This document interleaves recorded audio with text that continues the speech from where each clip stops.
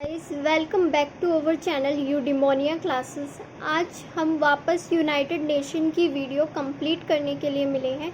United Nation की class जो है वो इनकम्प्लीट रह गई थी। पिछली वीडियो को आप चेक कर सकते हैं, डिस्क्रिप्शन में लिंक दिया गया है। 19 मिनट्स का वीडियो था, आज उसका पार्ट 2 आया है। आज हम यूनाइटेड नेशन को ख़त्म कर देंगे, ठीक है। तो लेट्स स्टार्ट। हमने लास्ट टाइम छोड़ा था यूनाइटेड नेशन के उस पार्ट पे कि यूनाइटेड नेशन में अगर आपको चार्टर में चेंज लाना है, चार्टर का मतलब होता है constitution, rules and regulations, okay. तो यूएन का चार्टर मतलब एक तरह से कॉन्स्टिट्यूशन मान लो, जिसमें रूल्स एंड रेगुलेशन लिखे हुए हैं यूनाइटेड नेशन के एक वर्किंग के, कैसे काम करेगा। तो उसी चीज़ को चार्टर कहा गया। अगर आपको चार्टर में चेंजेस करने हैं, कोई भी अमेंडमेंट करना है किसी भी आर्टिकल में, क्लॉज में, तो आप सिंपली आर्टिकल 108 के अंदर जाके 2/3 मेजॉरिटी लेकर उंगा की United nation general assembly plus P5 nation, that 5 Nations which has veto power, उन 5 देशों के सपोर्ट के थ्रू आप कोई भी अमेंडमेंट कर सकते हो। So it sounds like so hard process to amend the constitution और the charter of United Nation. So it's definitely very hard, very typical to amend the charter and so let's focus further. तो United Nation के charter के amendment के बाद sorry, हम लोगों को आज बात करनी थी यूनाइटेड नेशन सिक्योरिटी काउंसिल्स के रिफॉर्म के बारे में। तो आज हम सिक्योरिटी काउंसिल के रिफॉर्म की बात करेंगे। सबसे पहले हम देखेंगे सिक्योरिटी काउंसिल क्या होती है। तो आई थिंक लास्ट वीडियो में भी I have discuss this, that security council is the nucleus of United nation organ. United Nation की संस्था का एक मेन एलिमेंट, सेंटर, न्यूक्लियस जो है वो हमारी सिक्योरिटी काउंसिल है। सिक्योरिटी काउंसिल में कुछ 5 देश होते हैं। यू ऑलरेडी नो, यूरोप से 2 देश हैं, 3 देश कह सकते हो, यूरेशिया भी शामिल है जिसमें रशिया आता है। तो France, UK, Russia, America and China, ये 5 देश जो है वो यूनाइटेड नेशन सिक्योरिटी काउंसिल के परमानेंट 5 मेंबर है जिनके पास वीटो पावर है। ये जो हमारा यूएनएससी है, यूएनएससी के पास कलेक्टिव सिक्योरिटी की पावर होती है कि अगर किसी देश में कोई भी दिक्कत है तो ये साथ मिलकर डिसीजन लेकर, मतलब उसको प्रोटेक्ट करना, अटैक करना, ये सब कलेक्टिवली सिक्योरिटी कर सकते हैं, मिलकर सिक्योरिटी प्रोवाइड करा सकते हैं इंटरनेशनल लेवल पर। ये लोग जो हैं दूसरे देश के खिलाफ एक्शन लेने की पावर रखते हैं, लेकिन और कोई देश नहीं कर सकता। इन P5 कंट्रीज से सपोर्ट आना चाहिए, कहेंगे हम एक्शन लेंगे तो ही एक्शन होता है, वरना नहीं होता है। यूएन पीस कीपिंग ऑपरेशन हो, उसके लिए भी यूएनएससी की परमिशन चाहिए, यूएनएससी का सपोर्ट चाहिए। तो आप देख सकते हो यूएनएससी एक बहुत इंपॉर्टेंट ऑर्गेनाइजेशन है, चाहे इंटरनेशनली कलेक्टिव सिक्योरिटी की बात करो, चाहे आपको इवन पीस कीपिंग मिशंस करने हो उसकी बात करो। You have to ask United Nation Organisation special organ, that is UNSC, United Nations Security Council. You have to ask this agency, okay. So ये देखा गया कि जो उंगा है उसकी मेंबरशिप तो बढ़ती गई। आप देख सकते हो 193 कंट्रीज हो चुकी है। कहाँ स्टार्टिंग में 51 कंट्रीज थी, आज 193 कंट्रीज हैं इन देशों के, मतलब यूनाइटेड नेशन में, उंगा में। और यूएनएससी की आप बात करो, यूएनएससी में आप क्या देखते हो, 5 थे, चलो थोड़े बढ़ गए, 11, 15, आज 15 है। तो आप देख सकते हो कि कितना कम रिफॉर्म हुआ है यूनाइटेड नेशन सिक्योरिटी काउंसिल के अंदर। तो अब हम बात करेंगे डिसीजन मेकिंग कैसे होता है यूनाइटेड नेशन सिक्योरिटी काउंसिल के अंदर। अगर आप डिसीजन मेकिंग देखोगे तो डिसीजन मेकिंग 2 तरीके से होता है, प्रोसीजरल तरीके से एंड सब्सटेंटिव तरीके से। जो प्रोसीजरल होता है इसमें आपको 9 मेंबर्स के वोटिंग प्लस 5 परमानेंट जो है उनका सपोर्ट कंपलसरी चाहिए, ओके। सो ये जो 15 है इनमें से 9 नॉन परमानेंट वाले चलेंगे, लेकिन 5 परमानेंट का सपोर्ट चाहिए ही चाहिए कोई भी डिसीजन लेते हो। ये एक प्रोसेस है। देन सब्सटेंटिव डिसीजन कैसा होता है, सब्सटेंटिव में आपको 5 नॉन परमानेंट जो है, आई एम रियली सॉरी, मैंने दोनों को मिक्स कर दिया है। मैं उल्टा बोल रही हूँ, प्रोसीजरल जो है वो अलग है एंड सब्सटेंटिव अलग है, मतलब एक दूसरे का उल्टा बता दिया मैंने एग्जाम्पल में। फिर से डिस्कस करते हैं एक बार फिर से। प्रोसीजरल में क्या होता है, नो का समर्थन जरूरी है, चाहे नॉन परमानेंट हो, नो का समर्थन जरूरी है, लेकिन जो 5 है उनका समर्थन जरूरी नहीं है, दैट वॉज प्रोसीजरल। वही सब्सटेंटिव जो होता है वहाँ 5 परमानेंट का सपोर्ट होना जरूरी है और नो का चाहिए ही चाहिए, लेकिन 5 का होना जरूरी है, वो P5 कंट्रीज़ का होना जरूरी है। सो आई होप आपको अब क्लियर होगा। देन हम बात कर रहे थे कि वीटो पावर, इसके आगे हम बात करेंगे कि वीटो पावर कहाँ से आया। तो वीटो पावर को यूएसएसआर की वजह से डाला गया था, क्योंकि यूएसएसआर जो था एक बड़ी पावर बनने लग गया था। अमेरिका, अदर कंट्रीज़ को ये था कि इसको भी कंट्रोल में रखने की ज़रूरत है थोड़ी बहुत। तो जब यूनाइटेड नेशन ऑर्गेनाइजेशन बनाया गया तो इसको लगा यूएसएसआर को कि मेरे खिलाफ यूज़ किया जाएगा, फ़ायदा नहीं है इस ग्रुप को ज्वाइन करने का, हमेशा मेरे खिलाफ काम होगा, मैं बंद जाऊंगा, इससे अच्छा है मैं ज्वाइन ना करूं। तो उसी चीज़ को देखते हुए फिर यूएसए वगैरह ने दिमाग लगाया कि नहीं, इसको लाना तो है ही, तो वीटो दिया गया ताकि जो यूएसएसआर है वो अपने आप को हेल्पलेस महसूस ना करे। वो ये उसे ये लगे कि हाँ मेरी सेफ्टी है, कल को कोई डिसीजन मेरे खिलाफ होता है तो मैं वीटो कर सकता हूँ। तो वीटो को यूएसएसआर की खुशी के लिए डाला गया था, लेकिन आज वीटो सबकी नाक में दम कर चुका है, सभी देश इसकी डिमांड कर रहे हैं। अब सॉल्यूशन क्या है, काफ़ी लोगों के अलग अलग व्यूज़ है। एक्सट्रीम व्यू अगर हम चेक करें तो हो सकता है यार वीटो ही ख़त्म कर दो ना, काफ़ी लोग ये भी बात कहते हैं। कुछ लोग कहते हैं नए को मत डालो, 5 ही ठीक है, वरना और दिमाग ख़राब होगा अगर और देशों को मिल गया तो। कुछ लोग मानते हैं एचीसन प्लान फॉलो कर लो, हमने लास्ट वीडियो में भी डिस्कस करा था एचीसन प्लान, आई होप आपको याद होगा, वरना पुरानी वीडियो को ज्वाइन करके ज़रूर देखना, पार्ट 1 पार्ट 2, तभी आपको उंगा मतलब यूनाइटेड नेशन पूरा समझ आ जाएगा। ठीक है, एचीसन प्लान फॉलो कर लो। अब इसी वजह से मेंबरशिप को लेकर कई देश आपस में ही मतलब सपोर्ट के लिए मांग कर रहे हैं। एक ग्रुप है L69 जिसका इंडिया भी पार्ट है, ये भी डिमांड कर रहा है कि हमें यूनाइटेड नेशन की मेंबरशिप चाहिए। एक है OIC, ये आपको मुस्लिम ऑर्गेनाइजेशन पता ही है, तो जो मुस्लिम्स हैं उनकी ये डिमांड है कि हमें भी यूनाइटेड नेशन में सिक्योरिटी काउंसिल में सीट चाहिए। तो रिफॉर्म्स की बात कर रहे हैं, कम से कम 2 मुस्लिम कंट्रीज़ होनी चाहिए, इनकी ये डिमांड है। फिर G4, इसके बारे में आपने सुना ही होगा, जिसके अगेंस्ट कॉफ़ी क्लब बना था। इंडिया, ब्राज़ील, जापान, जर्मनी, है ना, ये G4 कंट्रीज़ हो गई थी, इनके खिलाफ में कॉफ़ी क्लब आया जिसमें इटली और पाकिस्तान मेन लीडरशिप दे रहे हैं। कॉफ़ी क्लब आई थिंक उसमें और बढ़ गए हो तो आप चेक करना एक बार, बाकी 12 हैं ओरिजिनली इसमें।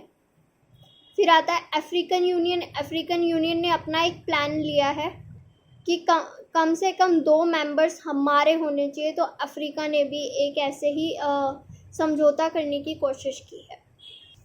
फिर डिस्कस करते हैं, काफ़ी स्कॉलर्स हैं उनके क्या व्यूज़ है रिगार्डिंग दिस। तो सबसे पहले बात करेंगे किशोर महाबनी। किशोर महाबूबानी, तो इनका ये कहना है कि सिसाइफस है, जो यूनाइटेड नेशन है वो एक सिसाइफस है। Sisyphus is a Greek methodology in which they have explain the story, like पहले के ज़माने में क्या हुआ कि एक इंसान था, एक राजा था जिसने भगवान को चीट करा, अपनी मौत से बार बार अपनी मौत से बच गया, है ना, भगवान को चीट करा। तो भगवान ने उसको श्राप दिया कि तू जिंदगी में हमेशा दुखी रहेगा, एक लूप में फंसा रहेगा। कैसे, आपने गेम खेला है, आई रिमेम्बर एक वीडियो गेम खेला करते थे जब हम छोटे थे, तो I don't know that name वगैरह, लेकिन आपने देखा होगा कि एक पर्सन होता है, या आपने अपने स्कूल टाइम में इंग्लिश की बुक में देखा होगा, स्टोरी में कहीं तो देखा ही है कि क्या होता है, एक रॉक नहीं होती बहुत बड़ा चट्टान, उसको लेकर पहाड़ी पर एक इंसान चढ़ता रहता है। जैसे ही वो उस पहाड़ी के पीक पर पहुंचता है, वो पत्थर जो होता है वो वापस गिरकर नीचे आ जाता है, फिर दोबारा वो ऊपर लेकर जाता है, फिर वो पत्थर वहीं से नीचे गिरता है। तो this is what is explained by Kishore Mahbubani, कि यूनाइटेड नेशन भी एक ऐसी ही संस्था बन चुकी है और जहां इंडिया एक लूप में फंसा हुआ है। हमेशा उसकी बात करता है हमें भी मेंबरशिप चाहिए, सिक्योरिटी काउंसिल में जगह चाहिए, यूनाइटेड नेशन में सुधार लाया जाए, लेकिन होता क्या है, कुछ नहीं होता है। बार बार इंडिया एक लूप में फंस जाता है, कुछ सॉल्यूशन नहीं निकलता है। तो सेम बात कही गई है कि इंडिया भैंस के आगे बीन बजा रहा है, इन शॉर्ट। ठीक है, अगला थॉट देखें। कोफी अन्नान, इनका नाम आपने सुना होगा, सिक्योरिटी काउंसिल जनरल सेक्रेटरी रह चुके हैं। इनका क्या कहना है, प्लान ए है और प्लान बी है। जो प्लान बी है उसको पाकिस्तान सपोर्ट करता है, जो प्लान ए है उसको इंडिया सपोर्ट करता है कि जो यूनाइटेड नेशन में मेंबर्स हैं उनको 24 कर दो, वीटो का पावर मत दो, 6 परमानेंट कर दो। ऐसी कुछ वियर्ड सी डिमांड है, वियर्ड सी बात है। कोफी अन्नान का प्लान था जिसे इंडिया ने सपोर्ट कर दिया, चलो ठीक है जो भी है परमानेंट हो जाते हैं, वीटो वगैरह बाद में देखेंगे। इसका सेम इसी तरीके से प्लान बी दिया गया है जो पाकिस्तान ने सपोर्ट कराया उसको, कि मतलब उसमें भी बिना वीटो का है। अब हम बात करेंगे इंडिया एंड यूनाइटेड नेशन की। जो जवाहरलाल नेहरू थे हमारे प्राइम मिनिस्टर, उनका मानना था इंडिया वो देश है जो डिज़र्व करता है इंटरनेशनल लेवल पर अपनी एक अलग आइडेंटिटी, इंटरनेशनल लेवल पर इंडिया को दर्जा मिले, इंडिया को वो स्पेस मिले जो वो डिज़र्व करता है। मतलब एक बहुत सक्सेसफुल कंट्री बनना और दूसरे देशों की नज़र में रेफरेंस पाना, इज्जत पाना। इंडिया जो है वर्ल्ड में आई थिंक अब फर्स्ट लार्जेस्ट पॉपुलेटेड कंट्री हो चुका है। पहले सेकंड नंबर पे था, अब हमने चाइना को क्रॉस कर लिया है, तो हम फर्स्ट नंबर पे है। 7th लार्जेस्ट हम टेरिटरी वाइज हैं and in our economy we have 5th number. So India एक बहुत बड़ी मेजर कंट्री है।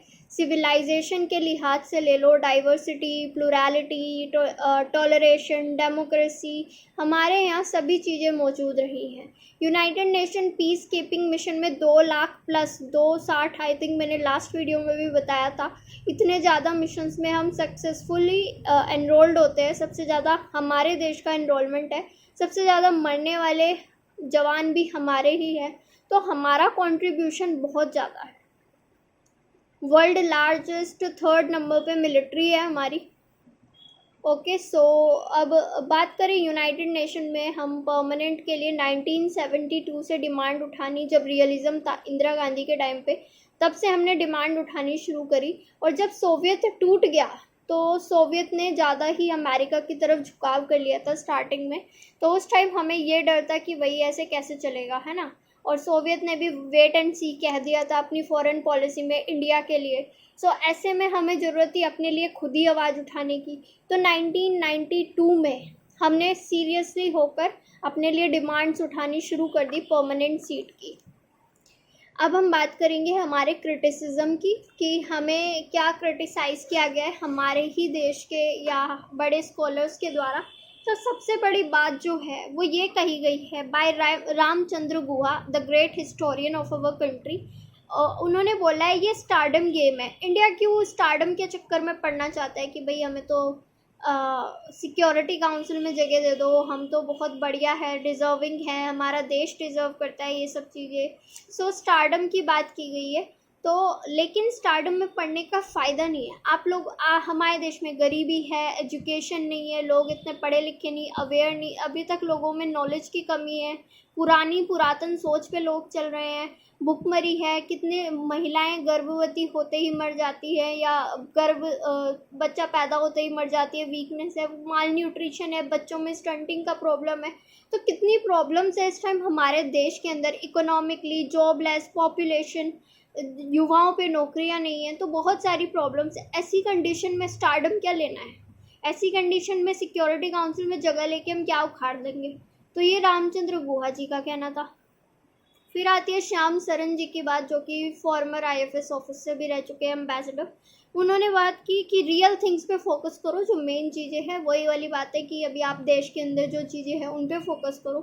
देन C राजमोहन, ये भी हमारे फॉर्मर IFS एंड डिप्लोमेट वगैरह रह चुके हैं, इनका भी यही कहना था कि परमानेंट के लिए हम वेस्ट की कंट्रीज़ की तरफ ज़्यादा ही झुकाव रखने लगे हैं। वेस्टर्न कंट्रीज़ की तरफ इतना झुकाव होना ठीक नहीं है, इससे हमारे जो देश के इंटरेस्ट है आसपास के देशों से या एशियन कंट्रीज़ से, उनसे हमारी दूरी होने लग जाएगी। अगर हमारे बीच गैप बढ़ा तो हमें बहुत नुकसान हो सकता है। तो उनका मानना था कि वेस्ट कंट्रीज़ के साथ ज़्यादा क्लोजनेस ना बढ़ाई जाए। ओके, फिर इसके बाद आते हैं प्रोफेसर रमेश ठाकुर।